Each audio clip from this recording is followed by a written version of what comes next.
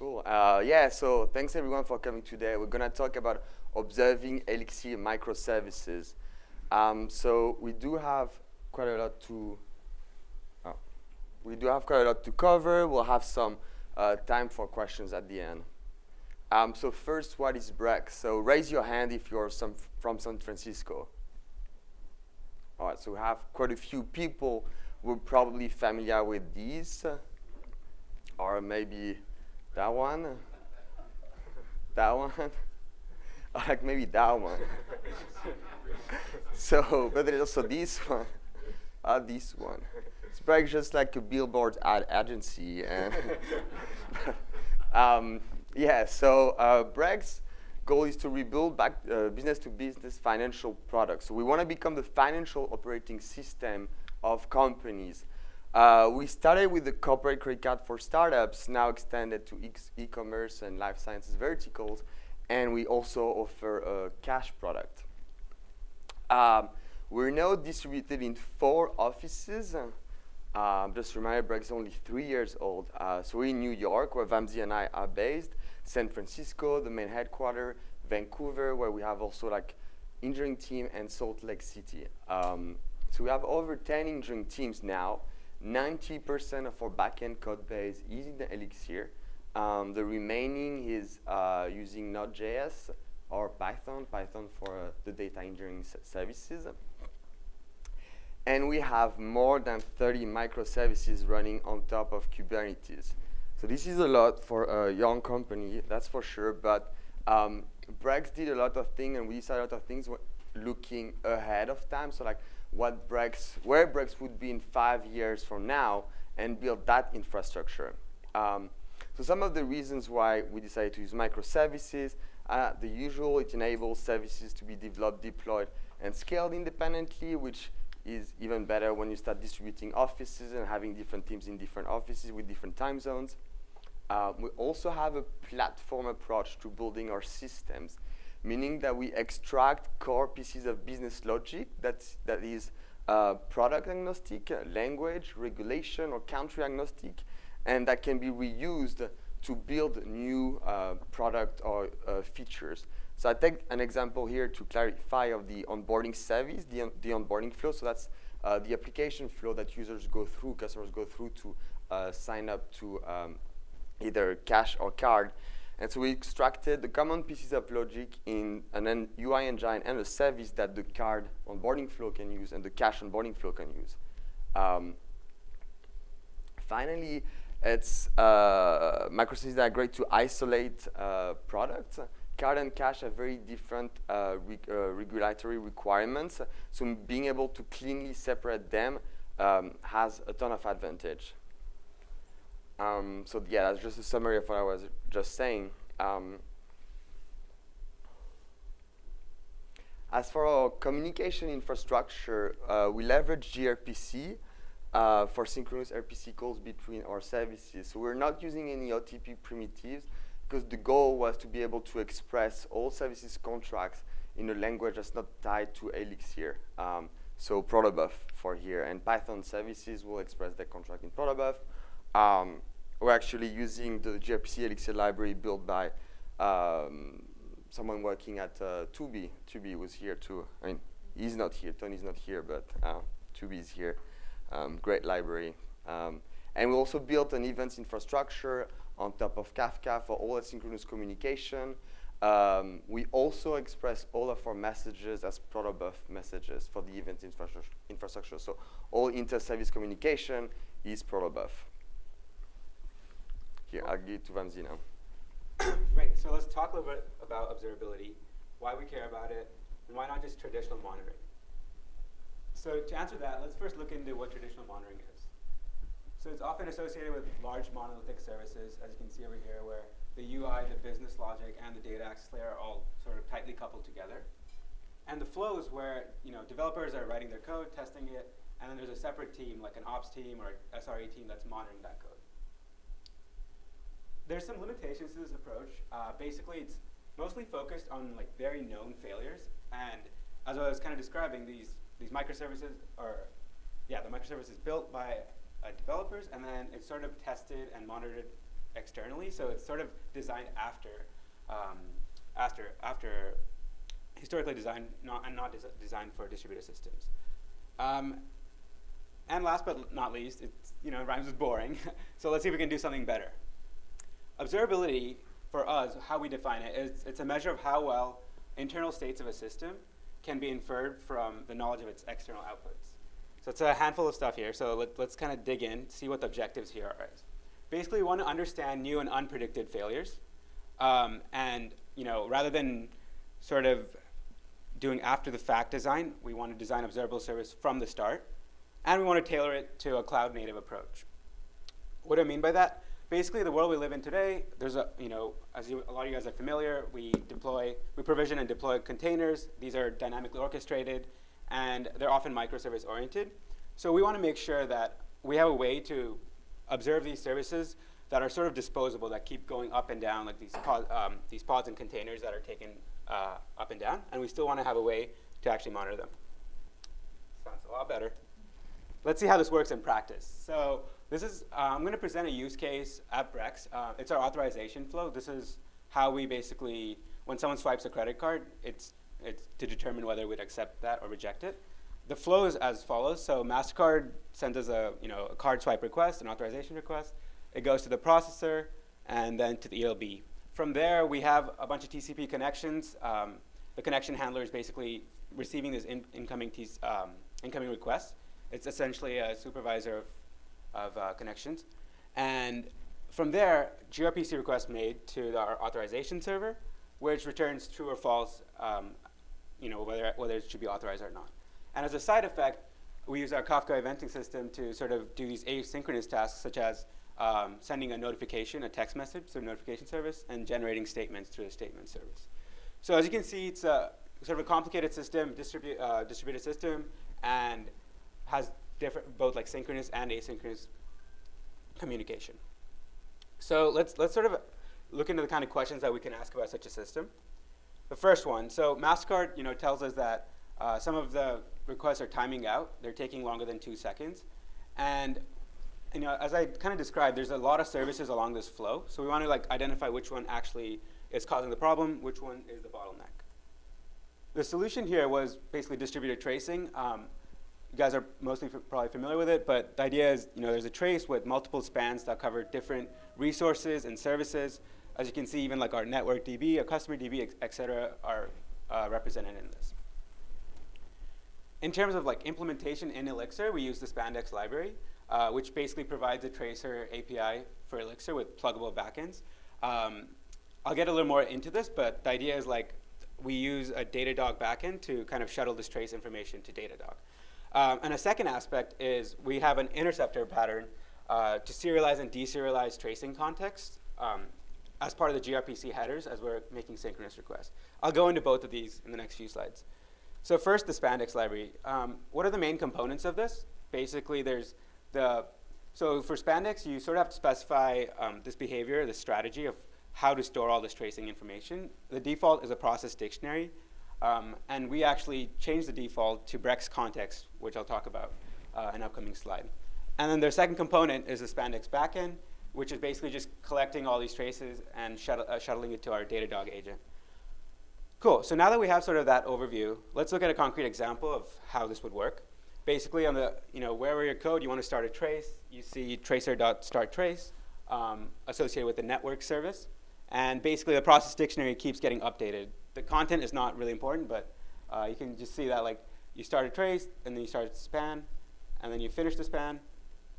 And once it's finished, it's sent to the Datadog agent and goes forth. So now that you kind of have an understanding there, I want to make a quick note on, it's pretty important to have consistency as you're doing anything in observability.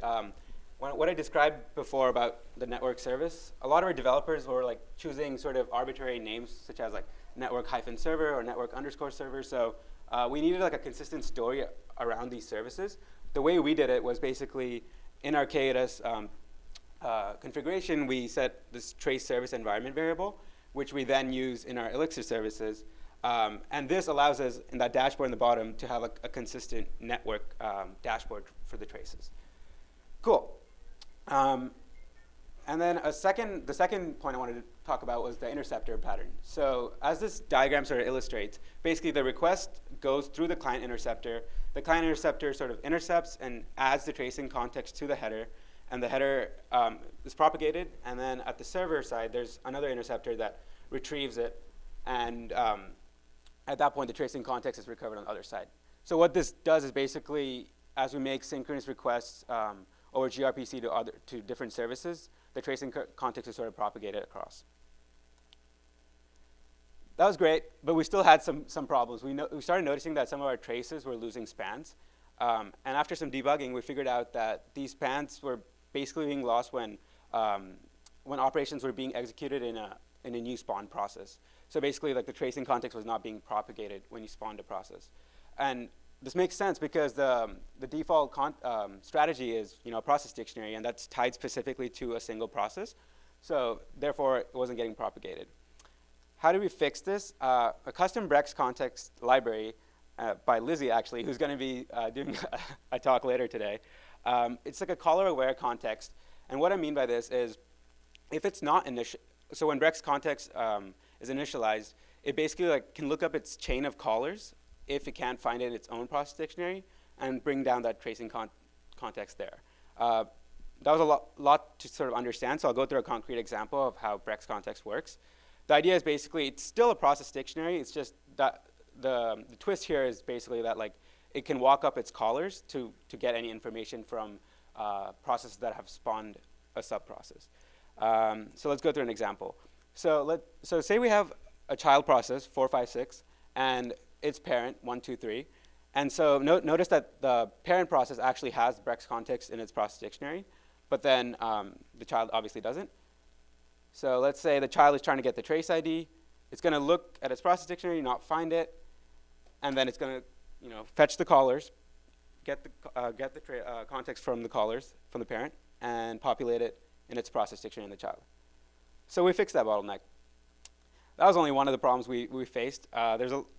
Obviously, there's a lot more. These are some of the I guess highlights that we wanted to show you guys. A second question we kind of had to answer.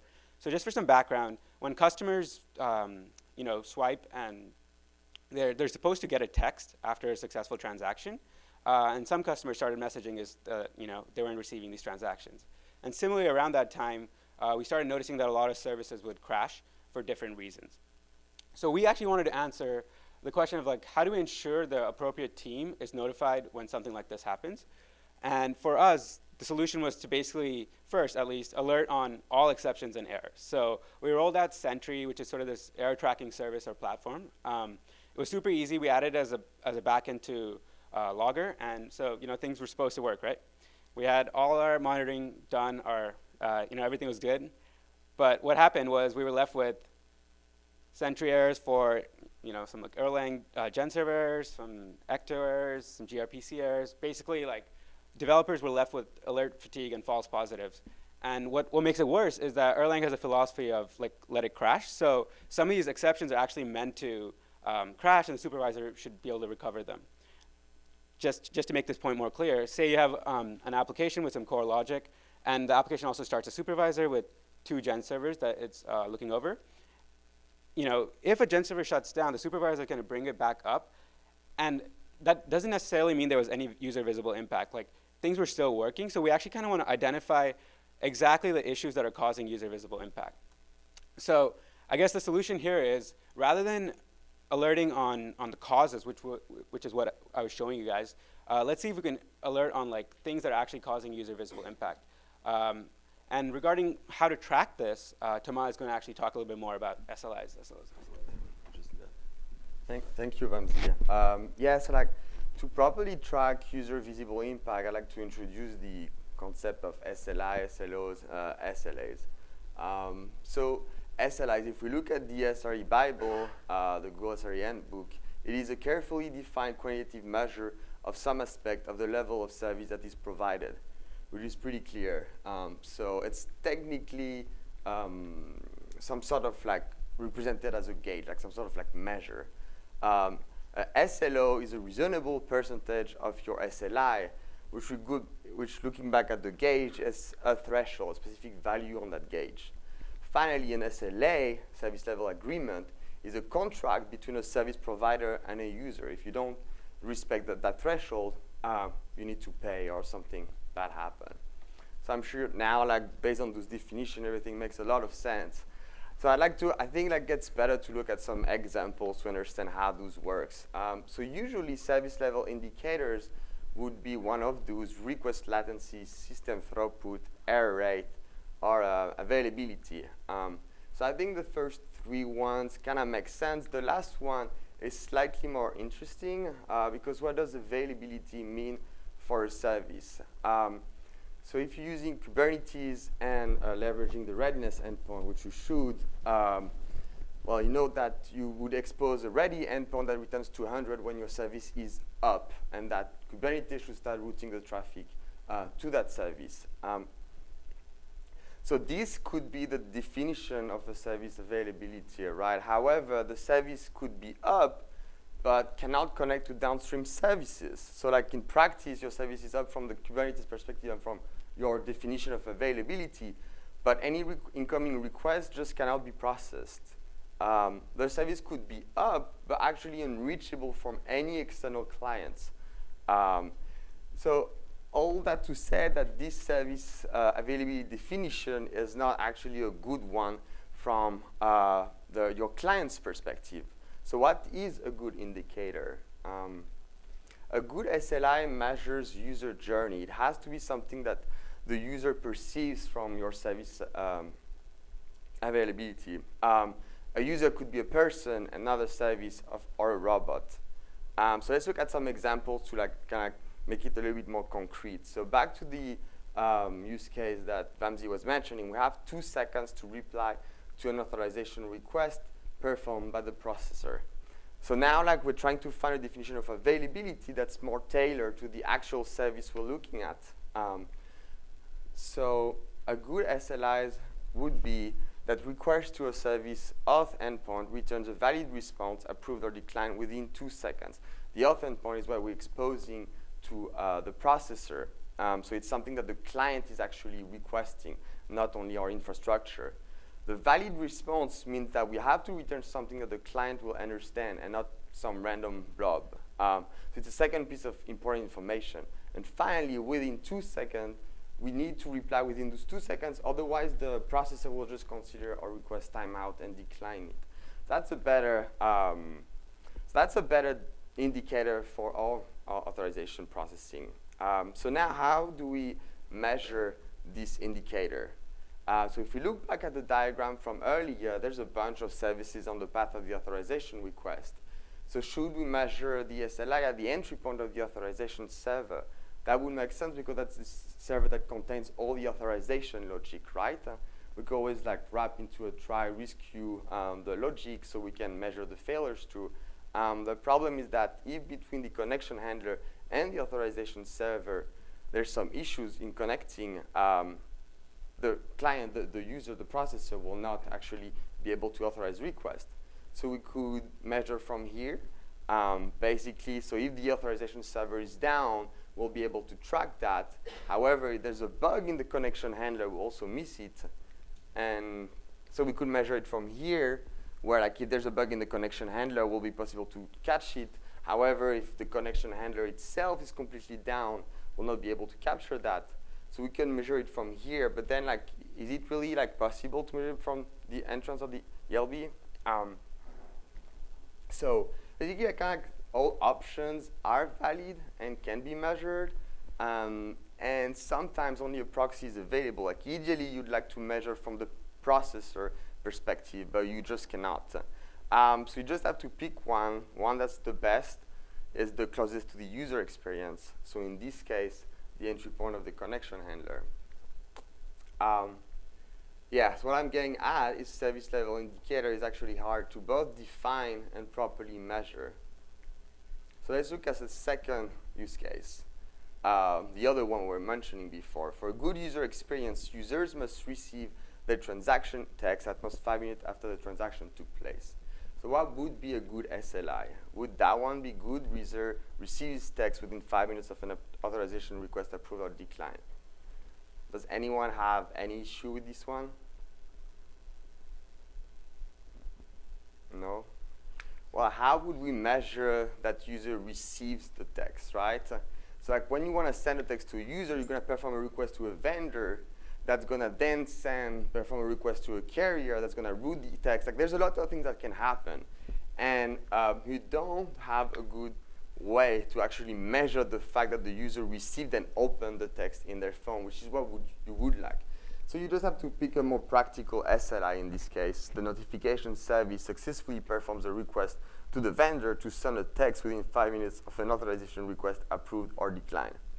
All right, so how do we measure that one? So that one's going to be even more difficult than the previous one. So if we look back at the previous diagram, remember, the authorization service is the one that's going to reply with approved or declined. So that's the kind of like the instant where the authorization request has been processed. Then we publish a message which becomes asynchronous, and the notification service eventually processes that message to call the vendor. So what we'd like to measure is that delay between all those services, which is complicated because there's the asynchronous message event infrastructure in the middle. And what makes it even more complicated is that those three services might be managed by different teams. So how would you measure that? A first very good approach is to decompose what you would like to measure into more close to the service level indicators. So the event infrastructure will expose a publisher and consumer SLI. Notification service will do the same, and the vendor usually have an SLA. So that's pretty good. Like one really good thing with that is like it decouples teams. This gives more information to consumer of your services, what kind of level of service they should expect. So it adds more information on top of the API you provide. However, it doesn't give a good sense of the overall indicator, which is what the user perceives. So how could we do that differently? If we look at our systems here, there's a bunch of timestamps that are like key in the processing of those asynchronous workflow. So the insert of that is when you store with Ecto your authorization transaction record in your database. Then you have a bunch of other events. And what you'd like to measure here is the difference between sent at and inserted at. That's a good measure of the overall SLI that the user is actually perceiving, almost. So how could we do this? So a first approach that we're using right now and that's working well is basically to package those timestamps with the message that gets passed along all those services. So it allows us at the end in the notification service, once you perform the request to the vendor, to emit a metric that captures this delay. However, this is not really extensible, as if you add another service in the path, you're going to have to like package more data in that message that's transmitted along your services. So we're now exploring a different way to measure like such SLI for asynchronous processing of events. So if we look again at that, back at that diagram, all those timestamps correspond to some sort of like events that happens in our system, right? Like an authorization request has been processed, a message has been published, consumed, sent. And you would usually associate those sort of events with some logs, right? So basically, all the data that we need is already present in part of our infrastructure, in our logging infrastructure. And what we're exploring right now is that consume the streaming of data and compute in a different service, this higher level SLI, as we have all the data in the logging infrastructure. Yeah, so like just a summary of like the different options you can decompose, which is great, and you should do it. It decouples team, it's easier. Doesn't necessarily give a good sense of the overall like perception of users. You can package or even data throughout services, which works, but it's not very extensible. And you have to update your business domains objects to be able to capture metrics. Or the last one, the one we're exploring right now, is to rely on the logging or an event infrastructure to compute those overall SLI. It's very extensible, but you do require an infrastructure that allows to stream the data and consume it. All right, so we did it. Cool. So yeah, obviously you guys learned a lot about observability, how we use it at Brex, the different tools, and things like that. Here are some like key lessons we want you guys to take away from, whatever we learned at Brex. For context, we started the observability team like 2 quarters ago, so it's still pretty early, and we're still like learning new things. But these are some of the important things. Well, obviously, but the first thing is observability. It's not a one-size-fits-all solution. You can see on the top there, all of those are fintech companies, Stripe, Robinhood, Brex. But it's really use case dependent in that you sort of have to tailor your observability needs to whatever your company needs and is working on. There's different use cases, latency, throughput requirements, things like that. So you have to actually take time to invest and figure out what works for you as opposed to just seeing what other companies do. In that similar vein, like it's not only for high throughput systems. Like you might think, with Twitter scale and Google scale, for instance, they have high tweets, high throughput. So that's why they probably need more observability just to make sure things are working.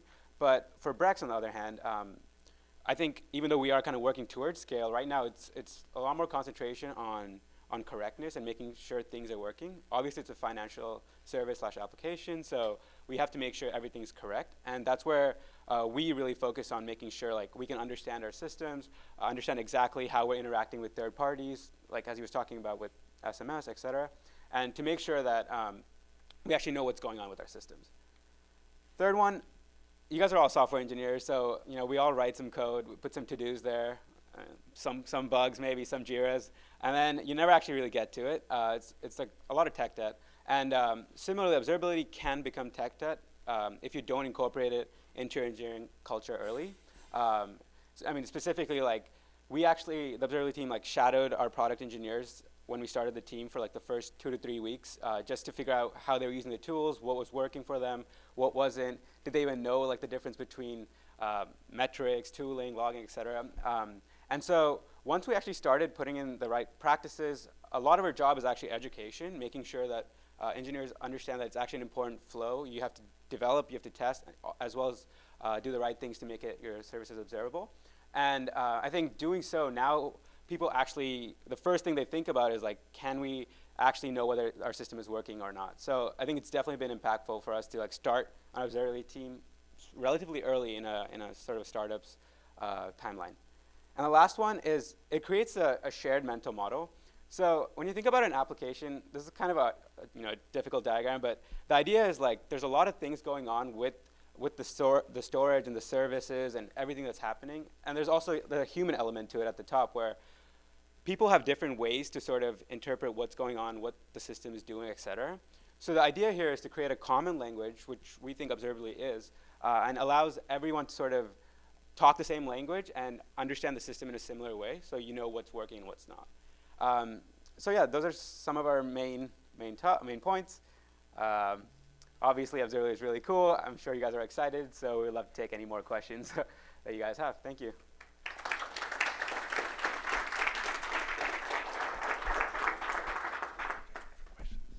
So anybody who wants to ask questions? Huh? I have a two-part question. One is, I see in your flows, you are collecting logs of events. Did you build any kind of dashboards for alerting system based on how the transactions are flowing and if there are exceptions happening? Because observability as one of the advantages is early alerting if things are not flowing. And the second part is the flows we see here are the normal flows. But there are other flows that can happen, side flows like retry or idempotency. Did you gain some insight into where you need to design those based on how you adopted this observability pattern? Yeah, so it's a good question. Can you hear me? For the first part, yeah, we have a bunch of alerts right now based on metrics. We have like metrics everywhere on log lines, on error logs. So we use Sentry. Some services use Sentry, and their workloads, offline jobs, kind of like go well with Sentry. So Sentry creates alerts. So we have a bunch of alerts on top of those pieces of data. What we don't have right now is like, based on that diagram, like alerts on higher level SLI that is constructed through a bunch of events that are recorded in our logging infrastructure. But that's what we're working on, because we have a lot of asynchronous workflows, and being able to compute those higher level SLIs would be very valuable. So as for like idempotency, all of our systems are actually designed to be idempotent. So message can and will be retried. And that's the idea with those higher level SLI actually. It's to abstract away the complexity of what can happen within our systems, meaning like this asynchronous flow, maybe between the authorization server and Kafka, there was a bug, it was retried quickly, it was processed properly. Then the notification service might be down for a little, like try to consume, doesn't work, and or consume it twice. Like eventually, like if you can capture those higher level SLI, all that complexity are abstracted away. However, if you look at like the metrics at the entry point of the notification service, for instance, that's when it becomes a little bit trickier to distinguish between like, if it's a failure that's eventually retried, should like within an SLA, it should be fine, right? Did you want to add something? Does that answer your question? Cool.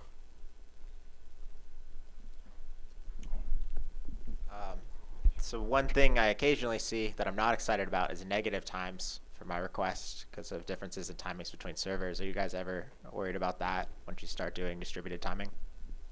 That's a good question. So far we haven't observed that. It's not that fast, but it's good to. We just add delays, you know. It's fine. But that's a good question. Like we'll keep that in mind.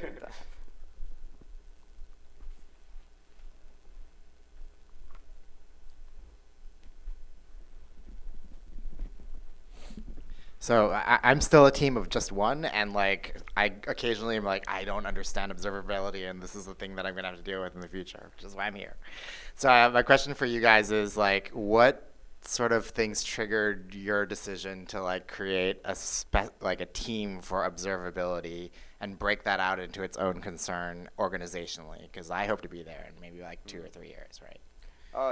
It's a great question. I think usually either observability would be part of an SRE mandate, which we don't have. We don't have SRE right now.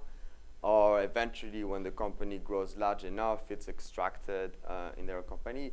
We did that early at Brex. Part of it is, as I was saying, like we really look further down the line, like what Brex will be in 5 years, and the role that observability has here.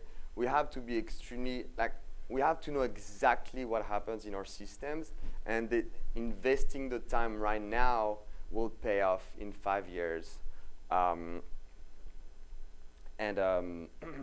because like as Vamsi was saying, not designing services now with observability in mind, not adding metrics and all of that, is going to make it way more difficult down the line to like get back. Address. It's like really like tech debt. And another aspect, like when we mentioned the logging infrastructure, we realized that we have a ton of data, observability data, logs, that could be leveraged by all the teams within Brex to build other systems. So the fraud team, for instance, needs to detect account takeover, transaction frauds, and right now the solutions they have are pretty ad hoc, when actually all the data they need is in the logging infrastructure. So like also a large effort of our team right now is to building out that infrastructure in such a way that different teams can consume our stream of data and create for their own purposes. So fraud, security, data will want to like build real-time business metrics on top of that. Yeah. Something to add. Do you want that?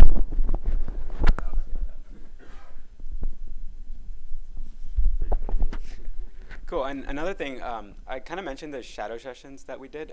Those are really important just to get a sense of how your engineers are thinking about even like looking at these problems or like observing their services. We did this like sort of alert week thing before we even started this team, and it was pretty clear that people had variety of different ways they were even like assessing whether their services were working. Like some were using like consistency checks based on like whatever's in the database. Some were like logging and trying to derive alerts off of that. So it became pretty clear that like even during our incidents and debugging, like there's just like different tools people were going to. Tools are great, but at the same time, there wasn't sort of a logical progression to that or like understanding of how to use those. I think that spurred, that kind of like pushed us a lot to think about observability team that's actually building out a platform or like sort of a foundation for other engineers to leverage rather than having to figure out their own ways to go about it. Yeah, on consistency, we saw a talk at a conference, Monitorama, when like the solution for fragmented observability stack between teams was to build artificial intelligence to understand the observability stack and detect how to link failures to one another. So having a consistent, unified observability stack early on also makes it like you don't need this. All right, a question about kind of this third approach you talked about where you're using logs.